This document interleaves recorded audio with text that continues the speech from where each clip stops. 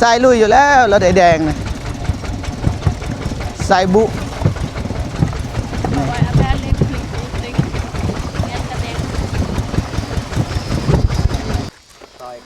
ซอยกันที่จริงอ้ายเพิ่นก็อยากได้อะไรเพิ่นซื้อเพิ่นก็อยากได้แต่ว่าเพิ่นแก้ไขให้พี่น้องเนาะ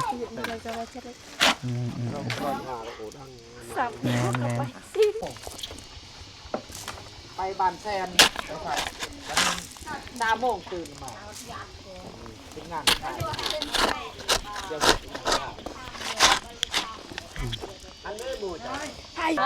โอ้โธ่ไอแดงเจอแล้วบาดดิเจอแล้วกาแฟให้มาอันนี้ง่ายดังกูโปรยไปกูดังก็จะน้อยสิกินส้มกับใบแดงเอากินน้ำกันโดยขอบใจหลายๆเด้อขอบใจหลายๆคือใจดีแท้ขอบใจเด้อบ่เจ็บที่อยู่ฮอดคำขอบใจหลายๆเด้อได้นะนำกันเต็มใจไม่แต่ว่าดีที่สุดนี่อยากให้ขอบใจไอ้แดงเพื่อนแหละนำพาจนค่ำจนมืดแต่ว่าน้องก็โดยสบายดีบ่เจ็บมืดคือเก่าแต่ละมื้อขอบใจทั้งบ่เจ็บเนาะเพราะว่าบ่ปะทั้งไอ้แดงไปเอาหินก็ยังนํอยู่6 โมงก็ยังนั่งนำกันเพราะว่าเฮ็ดจะได้ล่ะเนาะทุกยากก็เบิ่งกันอยู่หั่นแหละโดยบ่จักสิว่าบ่จักสิบรรยายหยังแล้วก็ขอบใจหลายๆแล้วก็ภาคทั้ง FC ทุกๆท่านเด้อที่ว่ามาติดตามช่องบ่าวเจ็บเนาะที่ว่าสร้างแดงเฮ็ดตัวใดมันผิดพลาดขอโทษขออภัยนำหลายๆ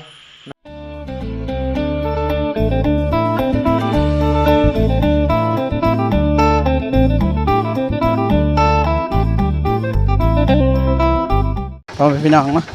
ไปเอาแหกก่อนพี่น้องเนาะสบายดีเด้อน้องสาลีเด้อโดยสบายดีเบาเจ็บโดยสบายดีผู้ใหญ่ใจบุญและ FC ทุกท่านหรือว่าอยู่ในลาวและไทยและต่างประเทศและคุณอยู่ในบ้านก็ขอสวัสดีสบายดีเด้อเบิร์ดสุขูสุขคนโดยไปเดินทางเลยบัดนี้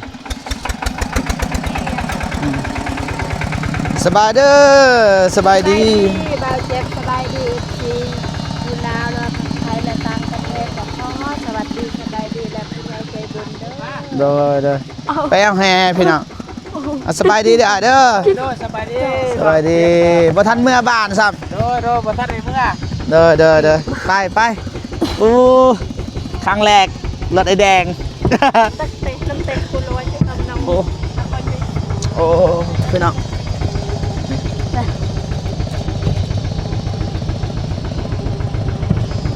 ไปต่อพ่อแม่พี่น้องเนาะค่อยขับยามแรงพี่น้อง6 โมงแล้วว่าไอ้แดงเพิ่นบ่ได้เมื่อบ้านพี่น้องเฮ็ดให้มันแล้วเลยไอ้เพิ่นว่ามื้อต้องแล้วพี่น้องเนาะมื้อนี้นี่คุ้มไปซื้อแห่ซื้อสายพี่น้องไปเบาเจ็บก็เลยไปนำกันพี่น้องนะทางด้านนี้ก็น้องนะนี่ไปนำกันโดยรู้สึกว่านั่งยากนะโอ้ไปเด้อสบายดีน้องเด้อสบายดีเด้อไปน้องเป็นไอ้กองพี่น้องนะบอกว่ากัน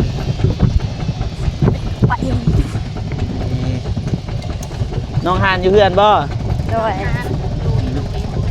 อยู่เฮือนแล้วยามแรง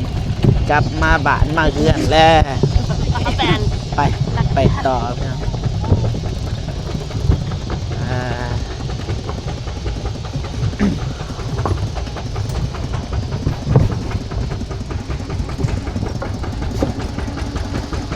ไปลุยสายลุยอยู่แล้วรถไอ้แดงนะสายบุ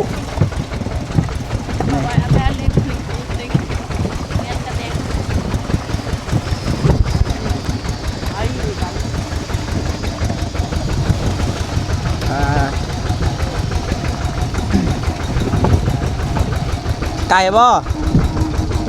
บ่ไอ้แดงไก่เนาะไก่บ่ได้ไก่หรอกนี่บ่โอ้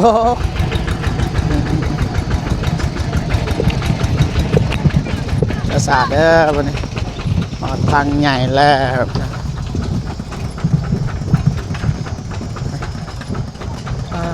ยามแรงบ้านทงไว้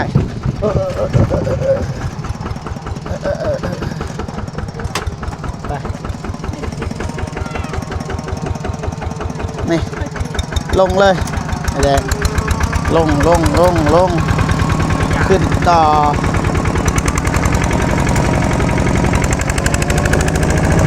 ไปไอ้แดงนี่เป็นคนรู้จักเบิดโอ้โยดีFC ถ่วงนะเขาพูดจักเบิดนะเบาเจ็บนะ บ่เจ็บ พูดแต่ซื่อพี่น้องตัวจริงบ่ฮู้พี่น้องเบาเจ็บนิสัยเป็นแนวใดบ่ฮู้พูดแต่รูปลักษณ์ภายนอกพี่น้อง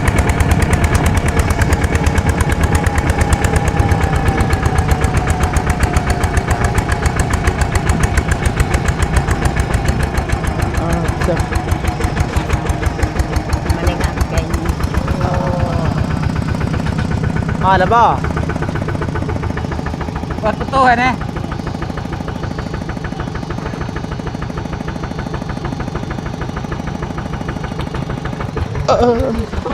เด้อ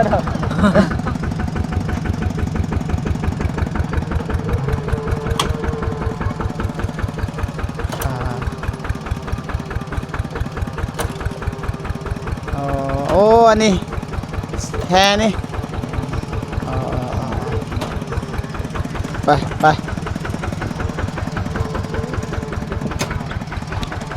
ลงก่อนพี่น้อง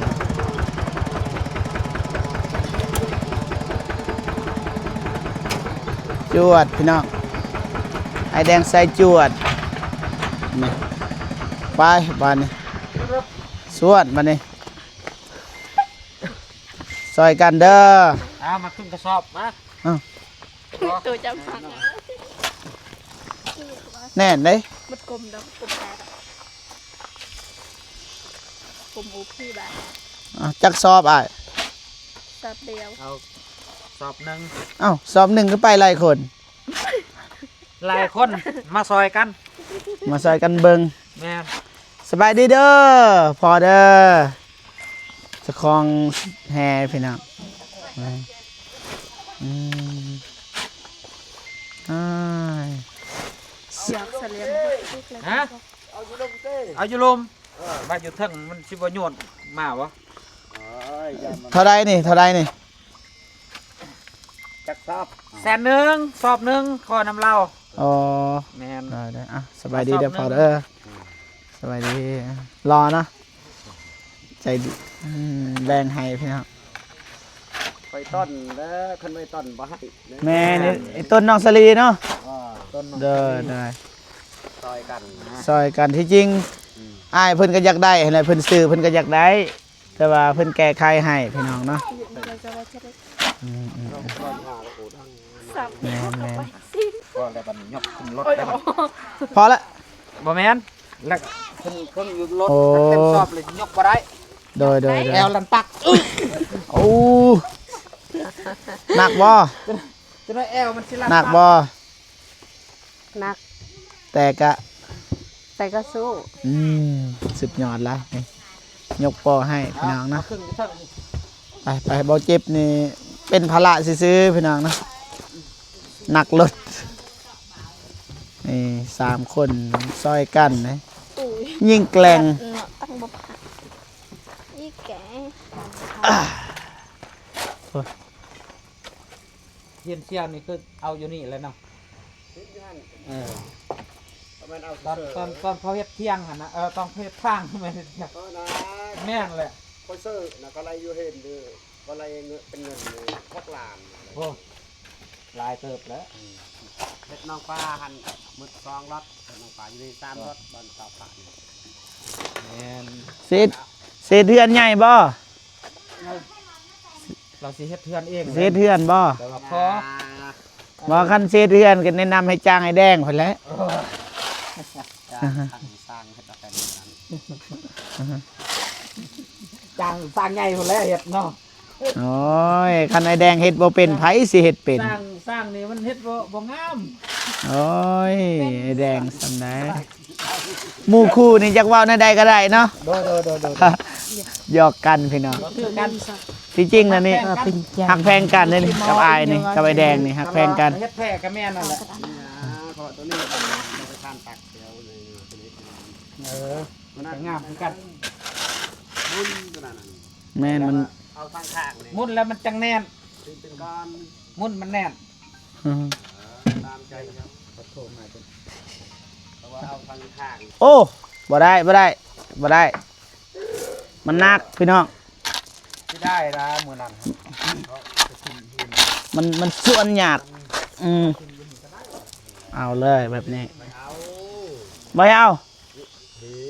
โอ้หัวละเว้ย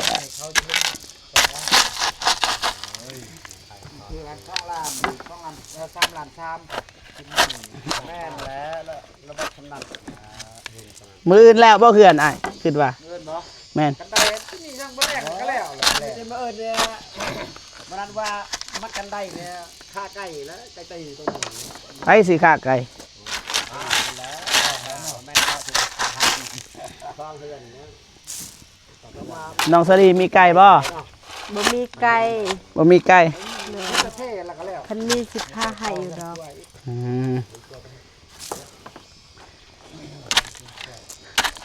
ไก่ไอ้แดงอะเด้ไอ้แดงเราฝากมาให้เลี้ยง ไปกะก่อน ไอ้ซ้ำนี่สิกินได้บ่ ไอ้แดงเพิ่นก็ให้เบาเจ็บอยู่แต่เบาเจ็บบ่มีเวลาเลี้ยงพี่น้องก็ให้เบิดเลยทีมงานเฮา ได้แล้วเฮาบอกกันนี่นะแกมนะแกมได้ยาแล้วบอกหลานบ่ขึ้นจะไปกันกินแล้วไปเต้นห้องมาแล้วมานอนกันเมื่อ ตุ้มเราเดินเราเดินเลย บ่เอาดอกบ่เอาดอก เย็นมืด โอ้บ่เจ็บบ่เอาเด้อ เจ็บแห้งเอา บ่เอา สร้างให้บ่กินอาโย ก็ไปเศร้าเมาไปบ้านแซนไปใส่3 โมงตื่นมาเป็นงานเดี๋ยว อันนี้หมูจ้ะ อาโย โอ้ โอ้โทษ เอาแล้วเนาะ โอ้ ตั้งคือกันหลด โมแต่โมบ่มีโล ไปคิดดิ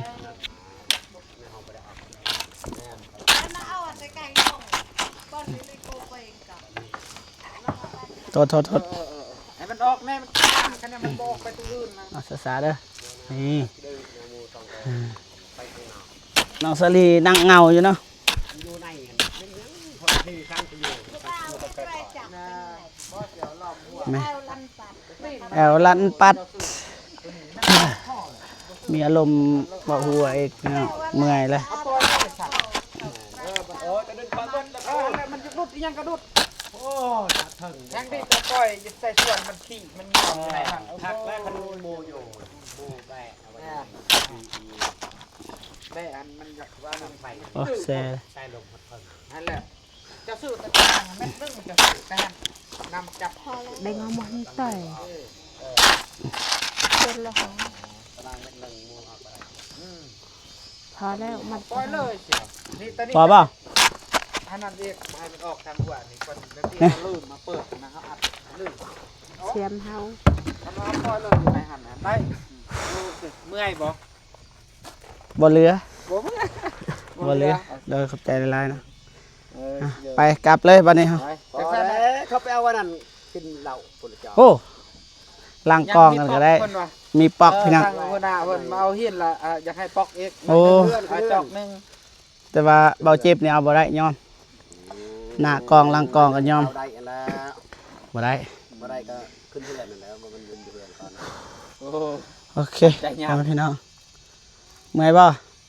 บ่ ถือกอง โดย สบาย จอกนึง อยากเป็นมือกองบ่เจ็บ ขึ้น บ่ได้ บ่เจ็บบ่มีเงินให้นะก็ยาแล้วพี่น้อง มาว่าได้ ได้แล้วบ่ขึ้นนะได้แล้วที่นี่ แสดงว่าเจอพี่น้องแล้วพี่น้องเนาะเจอพี่น้องกันที่จริงเราบ่ฮู้เด้แม่เอิ้นเฮาในใดเอิ้นเฮาในใดเบาเจ็บนี่ล้านเนาะ เจ้า ล้าน เจ้า อ๋อล้านพี่น้อง ภาษาลาวเอิ้นล้าน ให้ปน ที่ที่จริงแต่ก่อนนี่บ่เจ็บบ่ฮู้ได้ว่ามีพี่น้องอีหยังเด้เราบ่ฮู้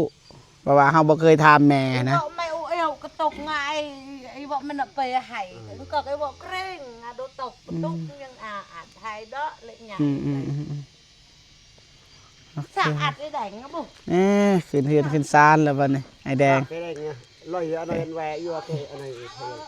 ได้แล้ว ได้แล้ว อะไรสิบ่ได้หน่อยขึ้นจอกนึงขลับไปขึ้นเรือนจอกนึงก็จอกนึงขึ้น คันขึ้นเฮือนมันสิดนอันนี้มันสิดนไอ้แดง เฮียนก้อนมันจะกลับมา มาแล้ว เจ้าเนาะ มาแล้วพี่น้องบ่เปิดแล้ว กันว่านะ ปิดกองก่อนพี่น้อง กลับ นะ มา นี่ยังก็มักแตง โอ้โธ่ไอ้แดงเจอแล้วบาดดิ เนาะจาก เจอแล้ว กระแบงให้มาอันนี้ง่ายดังกูโปรยไปกูดัง ก็จะน้อยสิกินส้มกับใบแดงเอา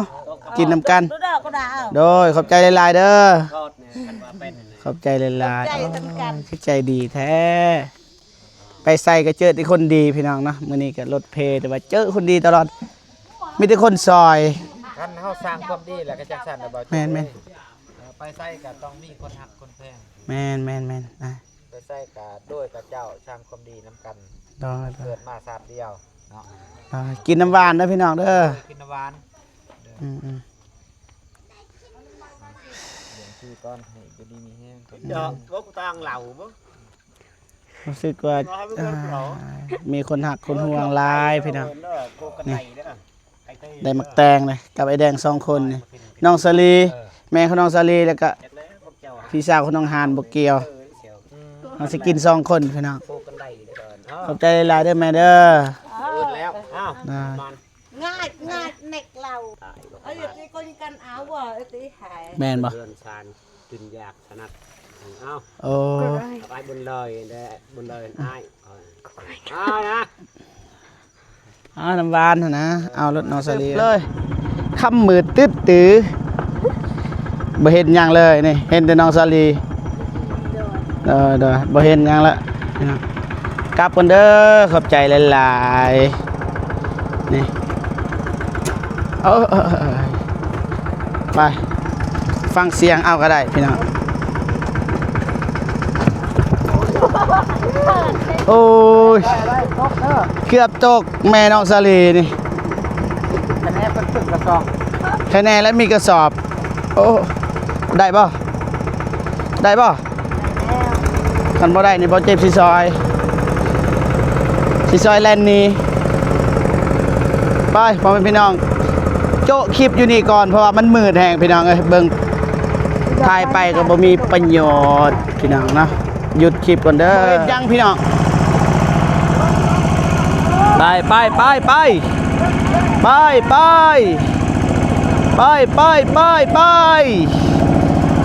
มันบ่ค่าพี่น้อง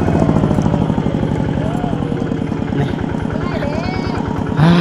ฮอดแล้วพ่อแม่พี่น้องเนาะคำมืดตื้อพี่น้องไปขึ้นเทิงเฮือนก่อนอัปเดตเฮือนหน่อยนึงพี่น้องเนาะนี่เรียบร้อยเบิดย่างแต่นี้มืออื่นอาจสิเฮ็ดสำเร็จเลยบันไดนี่ไปขึ้นนี่เห็นป่ะคักแม่เฒ่าเอาเกิบขึ้นสบายดีเด้อแม่เฒ่าเด้อได้เฮ็ดหยังอยู่กินขนมไผ่ฮะ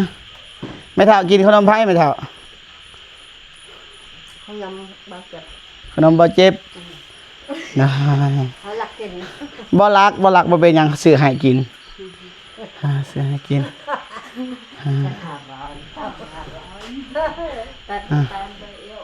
โอเคพ่อแม่พี่น้องนะไปเอาสอบหนึ่งแต่ว่าไปหลายคนแบบว่าสามัคคี โดยขอบใจเด้อเบาเจ็บที่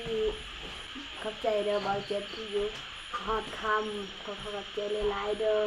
ได้ได้ นำกัน เต็มใจไม่แต่ว่าดีที่สุดนี่อยากให้ขอบใจไอ้แดงเพิ่นแหละนำพา โดย จนค่ำจนมืด แต่ว่าน้องก็ โดย ขอบใจ สบายดีบ่าว โดย เจ็บ มืดคือเก่าแต่ละมื้อ ขอบใจทั้งบ่าวเจ็บเนาะเพราะว่าบ่ปะทั้งไอ้แดง แม่น ดาวหินก็ยังนํอยู่ นำ 6 โมงก็ยังนั่งนำกันเพราะว่าเฮ็ดจะได้ล่ะเนาะทุกข์ยากก็เบิ่งกันอยู่หั่นแหละ โดย ก็บ่จักสิบรรยายหยัง อืม แล้วก็ขอบใจละลายแล้วก็ภาคทั้ง FC ทุกๆท่านเด้อที่ว่ามาติดตามช่องบ่าวเจ็บเนาะที่ว่าสร้างแดงเฮ็ดตัวใดมันผิดพลาดก็ขอโทษขออภัยนำหลายๆเนาะเพราะว่าสร้างแดงก็เฮ็ดมันได้ซ้ำนี้แหละ อืม ก็บ่จักสิบรรยายจังใดแหล้วเนาะเพราะว่าเฮาก็เฮ็ดหมดความสามารถอะนะแม่น โดย แต่ว่ามันออกได้ดีบ่ดีก็บ่ฮู้ทาง FC ตัวใดก็อันน่ะผู้ใหญ่ใจดีเพิ่นก็คันว่าเนาะถ้าว่าคิดว่าไอ้ต้นก็คอมเมนต์มาว่าโอ้ตัวนี้ตำหนิติส่งได้แล้วทางสร้างแดงก็สิปรับสิเปลี่ยน โด แบ ย บว่าเฮ็ดให้มันดีให้มันดีขึ้นไปอะนะ โดย เพราะเฮาก็เฮ็ดมา2หลังนี้แหละ อ๋อ โดย สไตล์โมเดิร์นเนาะ แม่นเฮ็ด2หลังนี่แหละแต่ว่าเฮารู้สึกว่ามันก็บ่จักสิบรรยายนะกันว่าอันก็ทั้ง FC เบิ่งว่าตัวใดมันบ่แจ่มบ่แน่ให้แก้ไขล่ะทางสร้างก็สิเฮ็ดให้มันละเอียดเนาะคอมเมนต์มาโดย แต่ว่าสำหรับน้องแล้วสำหรับเบาเจ็บก็อายสุดยอดแล้ว โดย เพราะว่าเฮาก็บ่เคยร่วมงานกับไผแล้วบ่เคยเฮ็ดเบิ่งไผเฮ็ดแต่ว่านับที่เบาเจ็บเห็นก็ถือว่าสุดยอดหลายบ้านน้องสลีกับบ้านน้องเดิมพี่น้องแต่ว่าบ้านน้องเดิมนี่สำเร็จเรียบร้อยเบาเจ็บก็เสกหลายคนไอ้เตียงแล้วก็มาสุดยอดหลายบ่มีมุกติแล้วประมาณนั้นพี่น้องแต่ขอบใจหลายๆแบบว่า ขอบใจ แบบว่าต้องอกตั้งใจเฮ็ดให้เนี่ย แม่ โดยที่บ่หวังเงินเนี่ยคันสิว่าไอแดงเนี่ยคันเว้าเรื่องเงินอยากได้บ่ก็อยากได้ แต่ว่าส่วนหลายก็คือเราขายไม้แต่ละเทื่อมันอยากลดราคาเนี่ยพี่น้อง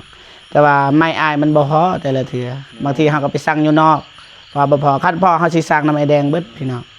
เพราะว่า มันบ่มีเวลา แม่ อ้ายก็บ่มีเวลาเพราะว่าก็มาเฮ็ดตัวนี้แน่อยาก ไปปาดไม้แน่อันนะเพราะว่ามันก็เฮาก็เฮ็ดอยู่หั่นแหละก็คือเฮ็ดนั่นแหละเฮือนซ่านก็